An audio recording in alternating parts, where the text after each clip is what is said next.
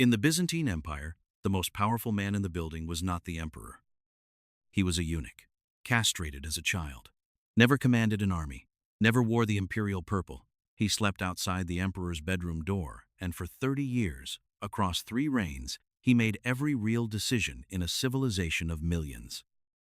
This is how power actually worked in one of history's longest surviving empires, not through the throne, through the 10 ranks beneath it and the hidden layer that controlled them all. Level 1. The Bound Serf. Your name is on a document you have never seen. It sits in a provincial office somewhere in the empire, a ledger, inked in a clerk's indifferent hand. Your name, your village, your labor quota, the name of the lord who owns the land you work. You cannot read. It doesn't matter. The document does not need your understanding. It only needs your presence in this field, for this lord, in this empire, until you are no longer useful. The Byzantine Empire has a word for what you are, colonus. Technically, you are a free man, not a slave. The legal distinction mattered greatly to the scholars who wrote it down. To you, the practical effect is the same. You stay. Emperor Justinian codified it 6 centuries before you were born, in the law collection that still governs this empire. We ordain that slaves, or tributaries, or tenant farmers shall remain with their lords. The empire also has a word for what happens if you flee, fugitivarius. A state officer whose entire function is to find people like you and return them. The law does not hide what it is. It simply assumes you have nowhere to go. You do not flee. You wake before light. You eat barley porridge. You walk to the field that is not yours and work the soil that is not yours to grow grain that is not yours. The estate clerk measures the yield at harvest. He subtracts the lord's share. He subtracts the state tax. What remains is yours. Most seasons, it is enough. When the rains come late, it is not. You do not complain about this to anyone, because there is no one to complain to who has the power to change it, and no one with that power who would listen. Your father's name was in this ledger before yours. When you die, your son's name will be added below it. When the Lord sells the estate, if he sells it, the transaction document will list the fields, the buildings, the livestock, and the tenant families attached to them. Your name will be on that list. Not as a person with rights, as a line item, as an asset that transfers with the property, the way the clay belongs to this field because someone, somewhere, wrote it down, and there is no document in the empire that will ever write you free. 1 mile away, across the ridge, a man owns his land outright. He has a deed. He pays his taxes to the state directly, not through a lord. He is free, for now. Level 2, the free peasant. You own your land. It says so in the village record. Your name, your actual name, not listed beneath a lord's, appears on a deed that you keep folded inside a clay pot under the floor of your house. Your father left it to you. His father left it to him. 3 generations of the same family, the same field, the same clay pot. The tax collector does not care about your deed. He comes twice a year, spring and autumn. He carries his own ledger. He reads from it without looking at you. The figures are fixed by Constantinople, calculated by bureaucrats who have never seen this valley and never will. You pay. You always pay. Not because you agree with the number, but because the alternative is the kind of attention from the state that no small farmer survives intact. There is a system in this empire called alalengion. It means that your village is taxed as a unit, not as individuals. If a neighbor cannot pay, if the harvest fails him, or if he simply disappears in the night with his family and his oxen, his share does not disappear with him. It redistributes across the remaining households, across you. This is not an accident, it is a design. The empire does not need officers watching every field in every province. It needs neighbors watching each other. And so when you wake before dawn one morning and see that the house across the track is dark and the door is open and the animals are gone, you feel 2 things at once. You feel something close to envy, and then you feel the arithmetic, and the envy hardens into something else entirely. You cover his share that season, and the one after, until the estate records are updated. The great landowners, the dynatoi, the powerful families who hold estates across 3 provinces do not face this problem. They have lawyers. They have connections to Constantinople. When the harvest fails them, adjustments are made. When the harvest fails you, you pay. There is a phrase from the World History Encyclopedia of the period, one that Byzantine Christian writers repeated with discomfort. There was, they noted, A huge divide in terms of living standards between the haves and have-nots, perpetuated by inherited wealth, by family names, by a birth that determined your position before you drew your first breath. You drew yours here. The deed is still in the clay pot. The tax collector does not care about the deed. He will be back in autumn. Freedom in Byzantium is a tax obligation with better paperwork. Above you, in Constantinople, a man runs a shop. He has walls. He has a roof that belongs to him. He has income that does not depend on rain. You have imagined this life. What you have not imagined, because you have no reason to, is that his ledger is also someone else's. Level 3. The Guild Craftsman. You live in Constantinople. You have a shop. 4 walls, a front counter, a back room where you sleep. The street outside your door smells like charcoal and river water and 300 other trades pressing against each other in the same quarter mile. You are a silversmith. Your father was a silversmith. His tools are your tools now, worn smooth at the handles in the exact places where his hands were. By Byzantine standards, you are fortunate. The city is the center of everything. 1 million people, at its height. Covered markets where you can buy Bulgarian linen and Arabian perfume and silk from workshops 2 streets over that operate under direct imperial license. The Hippodrome is a 10-minute walk. There are public baths.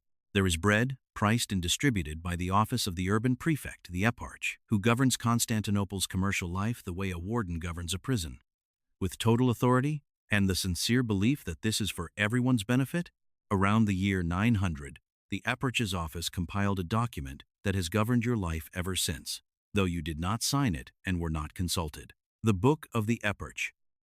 It specifies, for each of the city's guilds, exactly what you may sell, what you may not sell, the hours during which you may sell it, the quality you are required to maintain, the prices you are permitted to charge, and the penalties for deviation. It is thorough. It is precise. It is, in its way, a masterpiece of administrative control. You are a silversmith. The book says so. You will remain a silversmith. 3 years ago, you submitted a written petition to the eparch's office requesting permission to expand your trade to include copperwork. The copper merchants 1 street over were doing well. There was demand. You had the skills.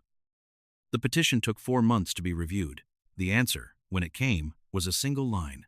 Request denied. Outside permitted trade scope. You filed it. You did not apply again. You understood. The guild is not without its compensations. There is a brotherhood to it. The same men, the same quarter, the same feast days. When a craftsman's workshop burns and workshops burn, the guild collects. When a master dies, the guild ensures his apprentices find placement. There is a floor in this life. You will not starve. You will not fall below a certain point. You will also not rise above a certain point. Outside, the city breathes its particular violence. The chariot-racing factions, the blues and the greens, have divided Constantinople for generations along lines that nobody can fully explain anymore. In 501, the greens ambushed the blues during the games and killed 3,000 of them. Inside the Hippodrome, while the emperor watched from his imperial box above in purple, untouched, the factions were not punished in any meaningful way. The games resumed. This is the water you live in. You adjust the silver bracelet on the counter. A woman will come to look at it this afternoon. The price is set. You did not set it. You make enough to eat. You will never make enough to choose. Above you, a man has made enough to be despised for it. Level 4. The Merchant. You are the wealthiest man in your neighborhood.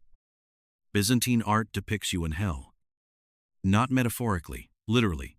In the mosaics and manuscripts of this empire, in the illuminated margins of religious texts that monks copy by candlelight in monasteries from Anatolia to southern Italy, the merchant who cheats his customers appears in the lower registers of the underworld alongside murderers and apostates, receiving what the theology of the empire has decided he deserves.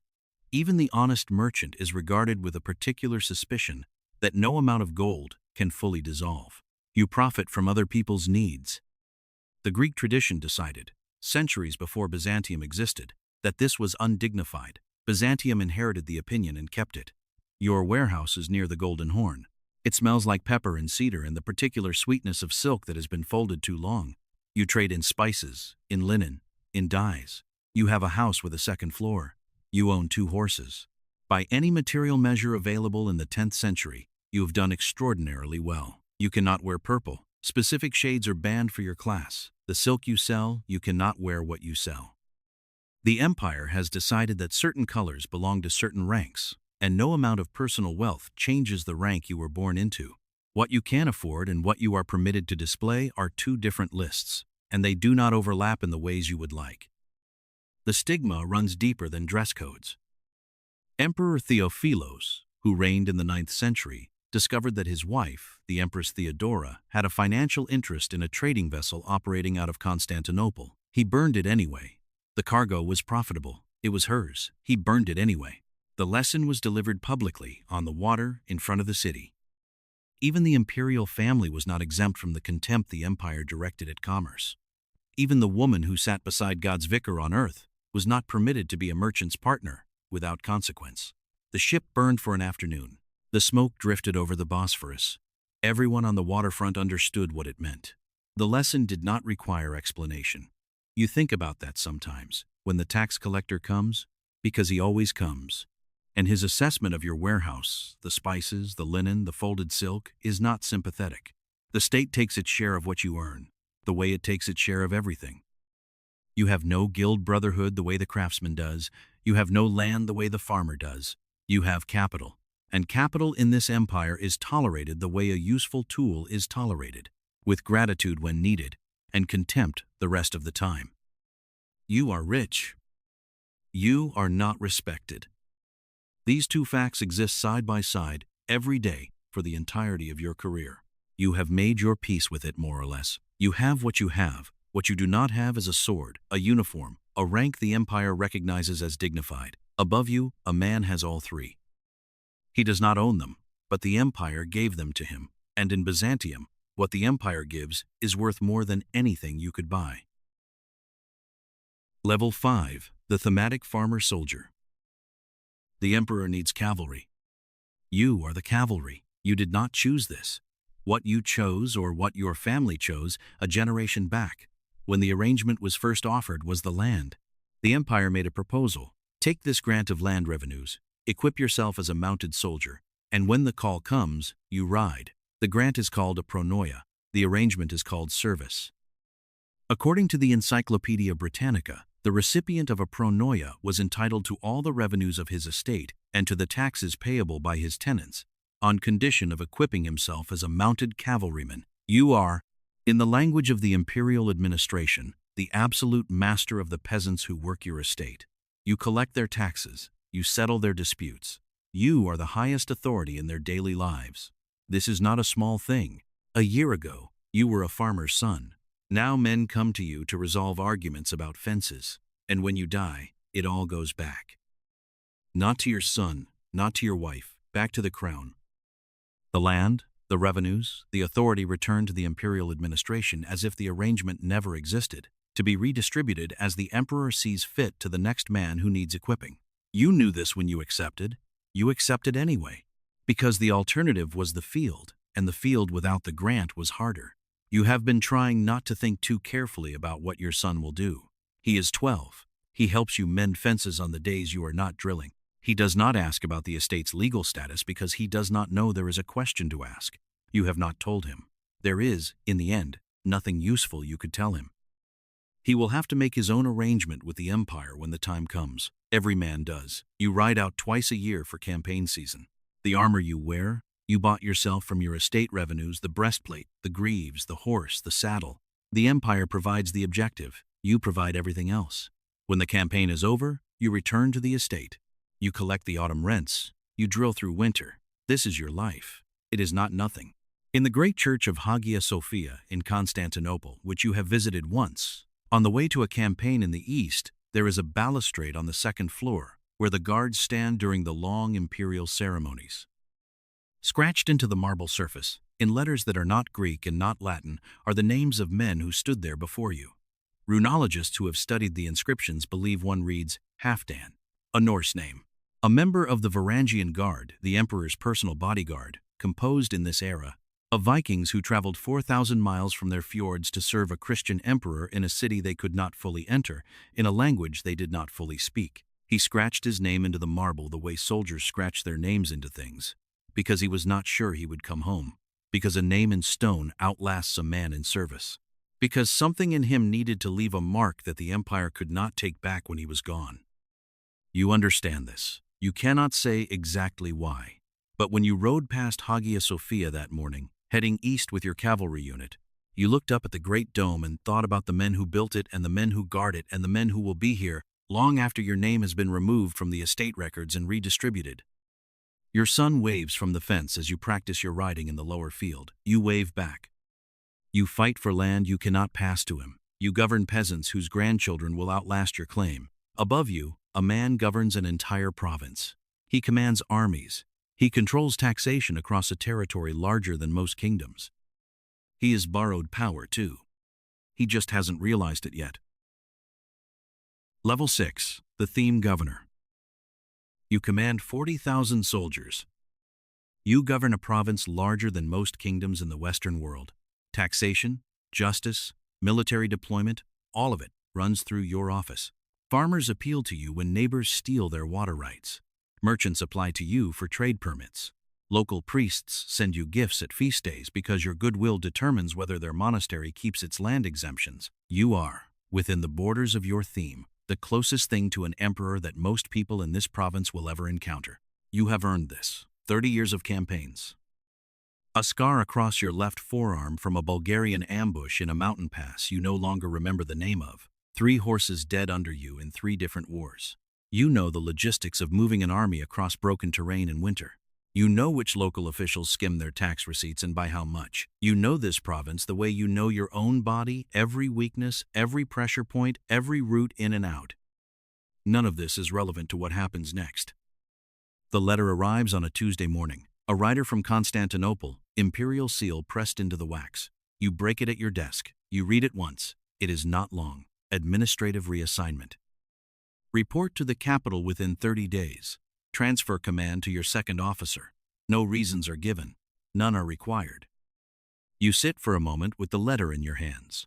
You think about what you might have done. You reviewed the list quickly, as any man in your position does, reflexively, the moment an imperial letter arrives. Too successful last campaign season? Possibly. The emperor tracks which of his generals become famous.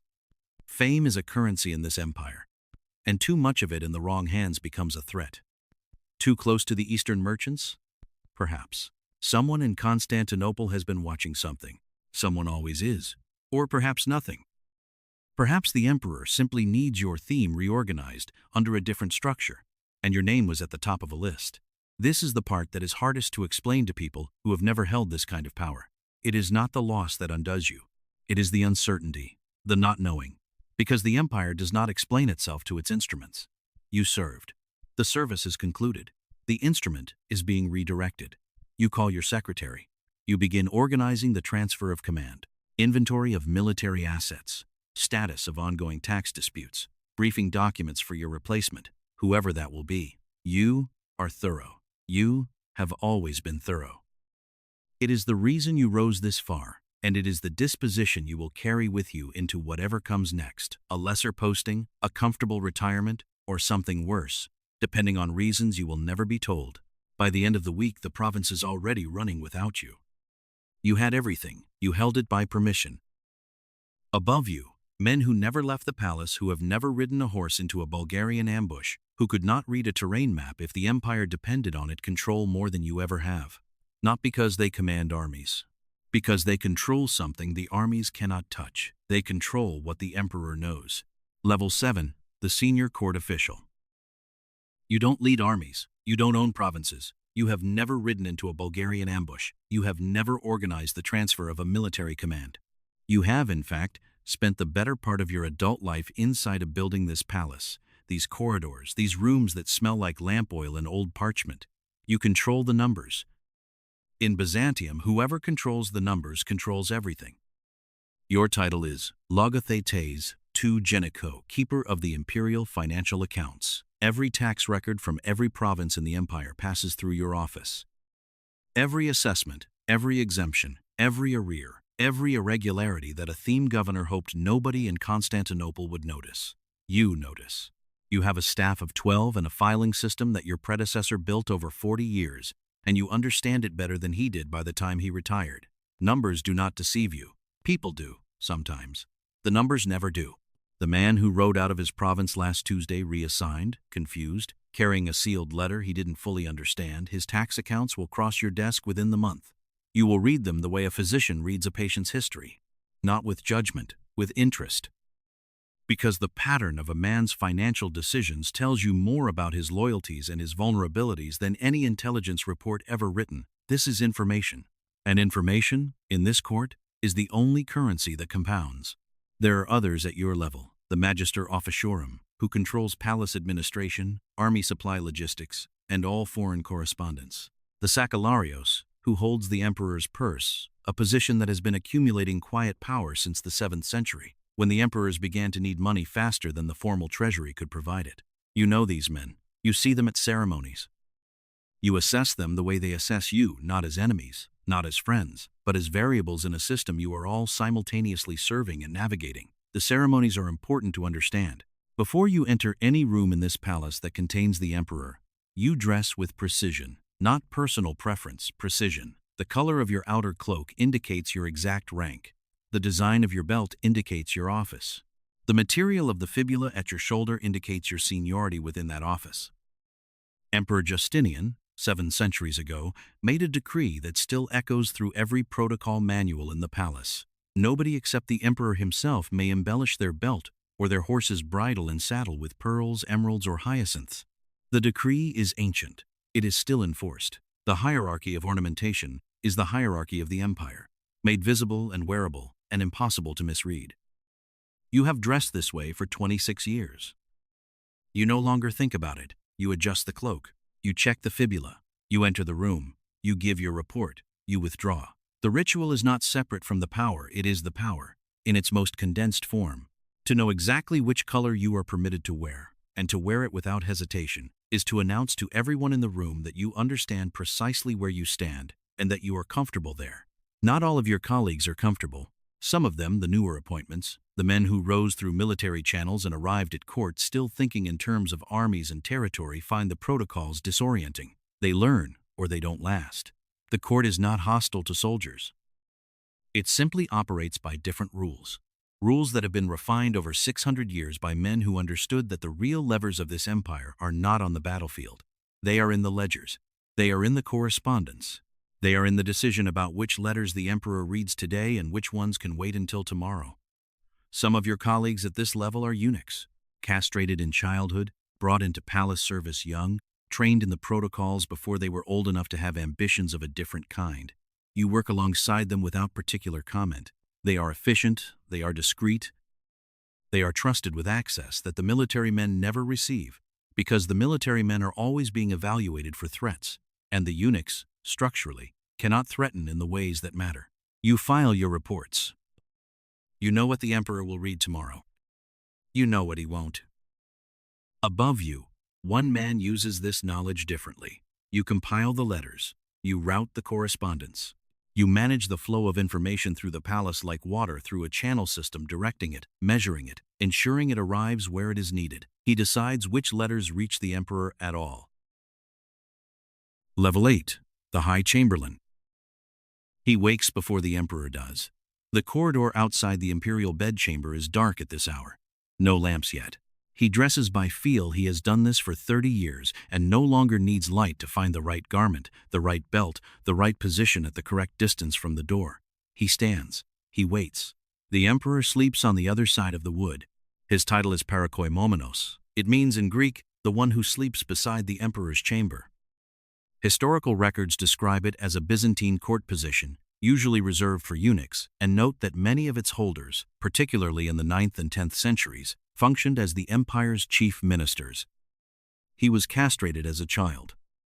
This is not incidental. It is the mechanism. Think about what it means to be trusted in this court. Every general who rises far enough becomes a potential emperor. Every noble who accumulates enough land becomes a threat. Every ambitious man with sons to inherit his position and armies to command at his back is, from the palace's perspective, a variable that requires constant monitoring. The strategos you watched ride out of his province last week was recalled precisely because he had become too successful. The logothetes you met in the corridor yesterday is watched for signs of faction. Every man with a whole body, and a dynasty's worth of ambition, is a problem that the palace must manage indefinitely. A eunuch cannot become emperor. The throne requires physical wholeness, an intact body to rule an intact empire. He can accumulate knowledge, influence, proximity to power, decades of institutional memory. He cannot build a dynasty. He cannot pass what he has to sons. He cannot be promised the throne by a foreign power or a rebellious general. His loyalty, in the most structural sense possible, has nowhere else to go. And so he is trusted with everything. He holds the sphendone, the emperor's personal signet ring, used to seal private correspondence to family, to allies, to enemies whose names the public court is never permitted to know. Every letter the emperor sends through the private channel passes through his hands. He presses the ring into the wax. He gives it to the courier.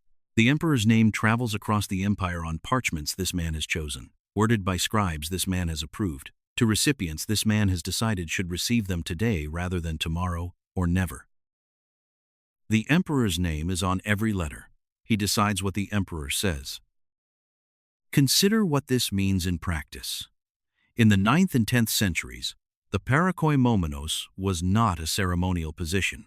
He was, in the language that the court would never use officially but understood completely, the prime minister of a civilization of millions. One man held this office for longer than most emperors' reign. His name was Basil Lecapenos. He was a eunuch. He controlled the Byzantine Empire across the reigns of 3 emperors for more than 30 years. He never wore the purple that the throne reserved for itself. He never commanded an army in the field. He never appears in the histories as the protagonist of any battle, any conquest, any territorial expansion. He made every real decision. The generals fought wars he approved. The logothetes filed accounts he reviewed. The theme governors were appointed and recalled according to assessments he provided to emperors who trusted his judgment more than their own, because he had been there before they arrived and he would, in all likelihood, be there after they were gone. He knew things. He remembered things. He had access to the emperor's private correspondence across 3 reigns. He knew which allies had lied in which letters, and which promises had been made in which seasons, and which debts were still outstanding from agreements made before any of the current generation of nobles had been born. This is what 30 years of proximity to power looks like. He never held a sword. He could not, technically, lead soldiers in the formal military hierarchy of the empire. He was, by every visible rank in the system you have been climbing through, by every title in the Book of Offices, by every dress code in the palace protocol, by every formal register of power that the empire maintained subordinate to generals, to nobles, to theme governors, to the logothetes adjusting their cloaks in palace corridors. Every one of them outranked him on paper. Every decision passed through his hands. Outside the emperor's door, in the dark, he does not think about this. He has not thought about it in the way that a younger man might for many years now. The system is not something he observes from outside. He is the system. He wakes before the emperor because the emperor requires preparation that only proximity can provide. He holds the ring because the ring requires hands that the emperor trusts more than his own. When the emperor rises, he will be here. Above you, above him, sits a man with every title the empire has ever created. A man whose name is pressed into gold coins and stamped on the walls of churches from Constantinople to Antioch. That man cannot walk on bare ground in public. He cannot eat a meal alone. He cannot choose who enters his room. You choose. Level 9. The Caesar. You have a title no one in the Western world can match. You also wake up every morning knowing that this can end before breakfast. Not metaphorically. Specifically, the mechanism exists. It has been used many times. It is, in the long history of this empire, one of its more refined administrative technologies. When an emperor or an emperor's faction decides that a Caesar or a Sebastocrator has become inconvenient, the solution is not execution. Execution creates martyrs. Execution requires justification. Execution leaves a body that people can venerate and a story that people can repeat. Blinding is cleaner. The emperor must be physically whole to reign. This is theology as much as law. The empire is God's kingdom on earth, and God's representative cannot be imperfect. A blinded man cannot rule. He cannot lead armies. He cannot appear at ceremonies with the authority the rituals require. He can live. He can breathe. He can spend the remainder of his years in a monastery in the hills outside Constantinople, praying and being fed, and posing no further threat to anyone. He simply cannot be emperor. Historians estimate that roughly half of all Byzantine emperors across the 11 centuries of this empire were deposed, blinded, mutilated, or murdered. The number is difficult to calculate precisely because it depends on how you count the reigns and the men who held them. But the pattern is consistent enough that Byzantine scholars developed a phrase for the phenomenon. The empire preferred half-lives to clean deaths. A dead rival can inspire rebellion. A blind monk in a monastery is a warning. He is visible, he is contained, he is proof of what happens, presented in human form, available for inspection. You think about this in the mornings, when you dress. The ceremonies require full attendance. You will stand today in the south gallery of the palace church, in your position, in your designated color, at your designated distance from the emperor. The men around you will bow at the correct moments. You will bow at the correct moments. You will exchange the formal greetings that the protocol requires. You will smile at the general who stood too close to the emperor during last season's campaign, and whose name has been appearing in dispatches with the kind of frequency that makes people in this court recalibrate their social positioning. You will smile at him because you must, because he outranks you militarily, even if you outrank him ceremonially, because the system requires the performance of harmony even when harmony is precisely what is absent. You have become very good at this. The mathematics of your position are as follows. The higher you climb in this empire, the more people are below you who want what you have, and the fewer people are above you who have any reason to protect you. At your level, your protection comes from one source only: the emperor's continued belief that you are useful, loyal, and most critically not ambitious in ways that threaten him. This last one is the problem. Because you are ambitious. You would not be here if you were not. But the ambition that brought you this far is now the ambition that you must conceal every day from the man whose favor keeps you intact. You must appear loyal, without appearing capable enough to be dangerous. You must appear capable enough to be worth keeping without appearing so capable that you threaten. This is a calibration that admits no error, and that nobody in this court will explain to you directly, because explaining it would be an acknowledgement that it exists. Last year, a Sebastocrator named it does not matter what he was named. He was popular with the Eastern garrison. He had won a minor campaign against a Bulgar raiding party that the chronicles described with somewhat more enthusiasm than the emperor found comfortable. He attended the winter ceremonies. He smiled at the right moments. He disappeared from the court records 6 weeks later. The monastery records show a new arrival around that time. The entry does not specify the nature of the disability. It did not need to. You watched this happen.